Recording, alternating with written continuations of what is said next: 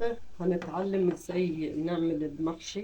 هنحط في هنا بصل، نعمله مرتة، والبهارات جميع البهارات، بابريكا، فلفل أسمر، بهارات لحمة، أي بهارات عندي، كمون، بهارات محشي، كزبرة ناشفة، مرق الدجاج، توم مهروس، كزبرة خضراء على شبت. البصل بقى هنعمله مرتة، هندعكه كده بالبهارات بتاعتنا.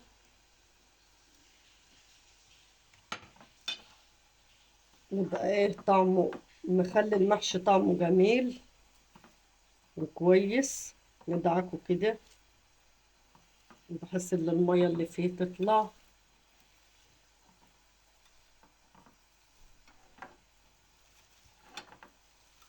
وبعد كده نضيفه على الرز.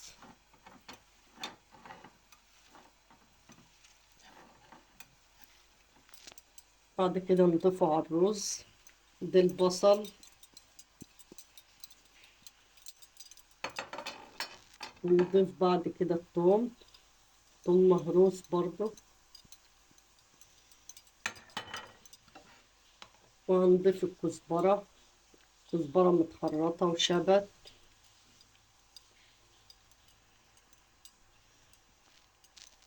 وهنعمل برضو في فيديو النهاردة برضو ايه، ديك محشي بلسان عصفور.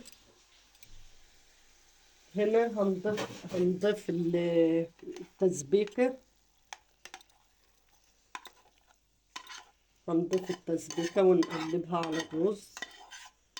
هنحشي النهاردة ايه، يعني ورق سل وكرومب وحاجات يعني من الأرض كده، بيبقى طعمها جميل.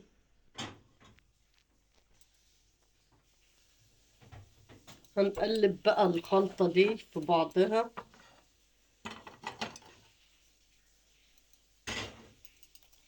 هنقلب كده الرز في الكزبرة في التقلية دي، نقلبهم كده.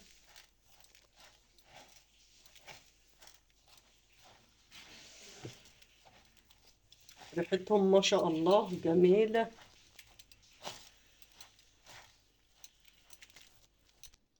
في فيديو النهاردة هنتعلم نحشي ديك بلدي ازاي.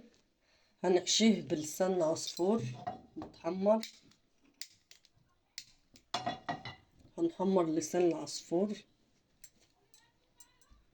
هنحط طاسة على النار تسخن، وبعد كده هنحط فيها شوية زيت ومعلقة سمنة، ونحمر فيها لسان العصفور، ونحشي الديك الجميل ده.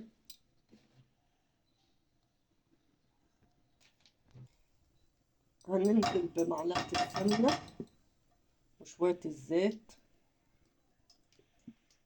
اللي هنحمر فيهم لسان العصفور.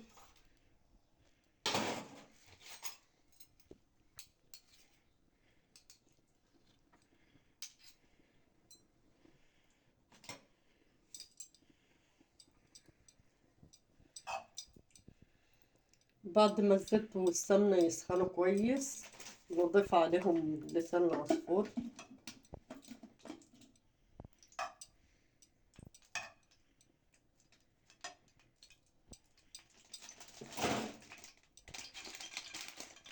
أما الزيت سخن هننزل عليه بلسان العصفور، نحمره كويس.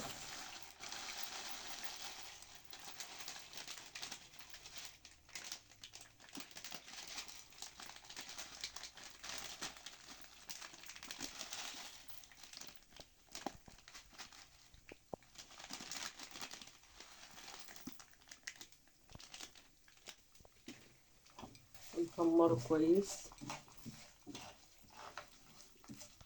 نقلبه كده بحيث ان هو يتحمر. وبعد كده هنضيف عليه عصير الطماطم وحبة بهارات وفلفل اسمر وملح.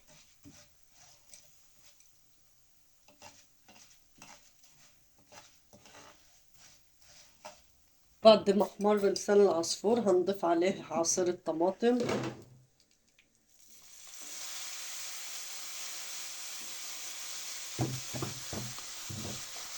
ونقلبه كده، ونضيف عليه بقى شوية بهارات، فلفل اسود،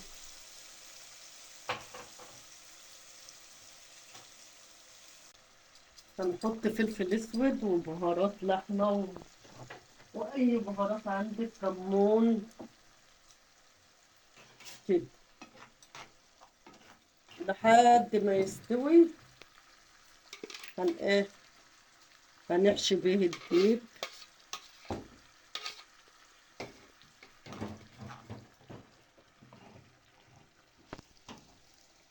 بسم الله ما شاء الله، ريحته جميلة جميلة.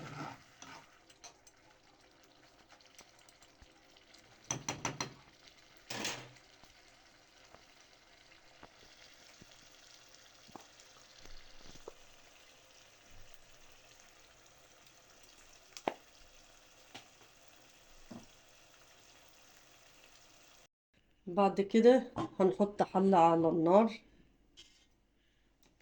نحط فيها ورق لورا، حبهان، وبعد كده نسيبها لما تغلي. على ما تغلي نكون احنا ايه، حشينا الديك الجميل بتاعنا ده، نكون غسلينه كويس كويس جدا، بمية وليمون وخل ودقيق، وبمية الرز جميلة جدا يا جماعة. وبعد كده هناخد اللسان العصفور اللي احنا عملناه، وهنبتدي ايه، نحشي الديك الجميل بتاعنا ده.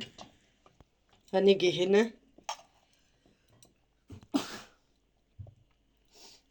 ونحشيه بلسان العصفور، وايه، وعامله هنا ايه تتبيله بصل كده، إيه، متبلاه بالفلفل الاسمر، هنحطها كده بين وراكم.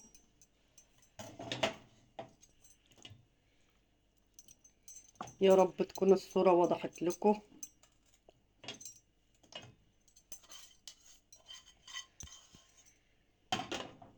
ويكون معانا افكار جميله تفيدكم.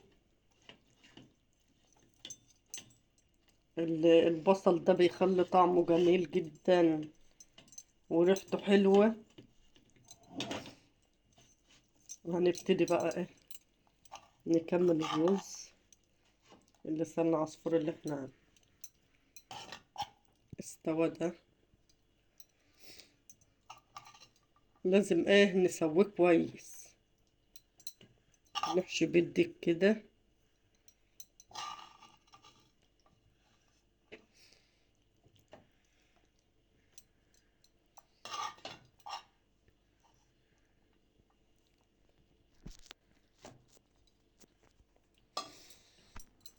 بعد ما خلصنا حشو، خلاص كده تمام. هنحط القنصة كده بحيث ايه، مفيش اللسان العصفور ما يطلعش ايه من من قلب الفرخة الديك ده. وهنبتدي ايه نكتفه كده، عشان ايه، الرز او لسان العصفور ما يطلعش منه.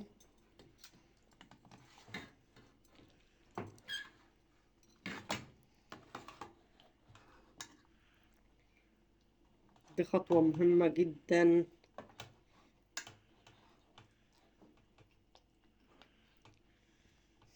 كتفناه كده، ايه، هنعمله من هنا عشان ايه الرز ما يطلعش من عند الزور كده بخلة من بتاعة السنان، خلة صغيرة كده، هنقوم جايبينها كده.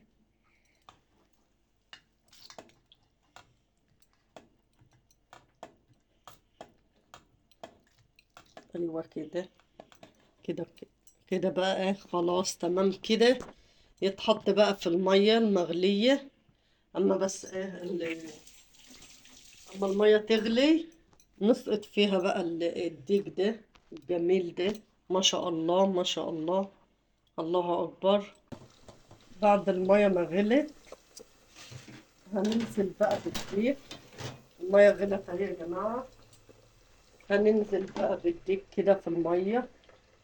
بسم الله ما شاء الله. وبعد كده هنحط بصلة وحبات طماطم، نكسرها نصين، وشوية ملح.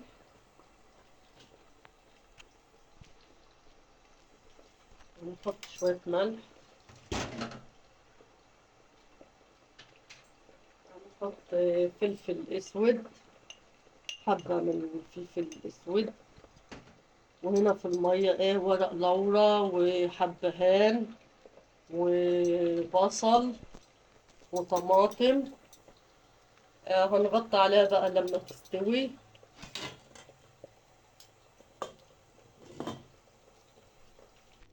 ورجعنا لكم المحشي من تاني. اول حاجة هنفرش الحلة كده بطاطس كده وجزر، بدي شكل جميل وبدي طعم حلو للمحشي. بنجيب بصلة كده ونخرطها ونفردها على البطاطس والجزر ما شاء الله كده، ونرشها كده في أرضية الحلة. وبعد كده نحشي بالورق بتاعنا اللي احنا دبلناه في الشمس، ورق سلق من أرضنا وحميد وفيه كرنب كمان. هنبتدي بقى معايا في المحشي. هنقطع الورقة ونبتدي نحشي كده، نلف المحشي.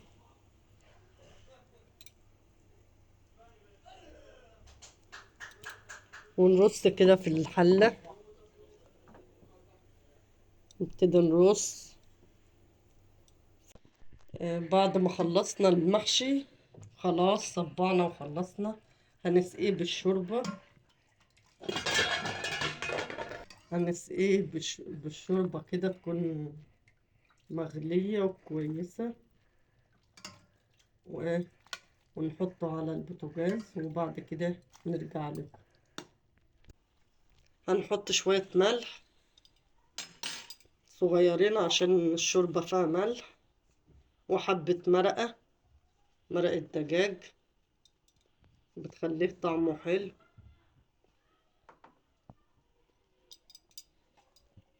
وهنقلبه كده كده. بعد ما حطيناه على النار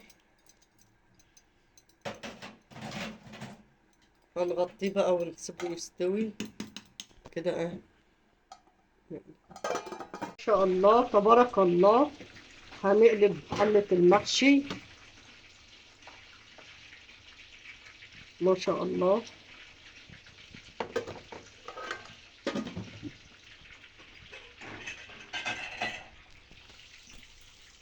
ودي الحلة التانية بالكرنب.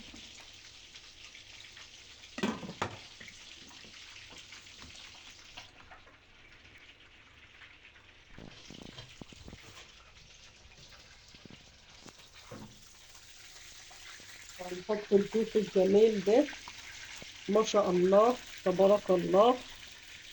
شوفوا جمال المحشي. محشي ما شاء الله، ريحة جميلة وتمام خالص.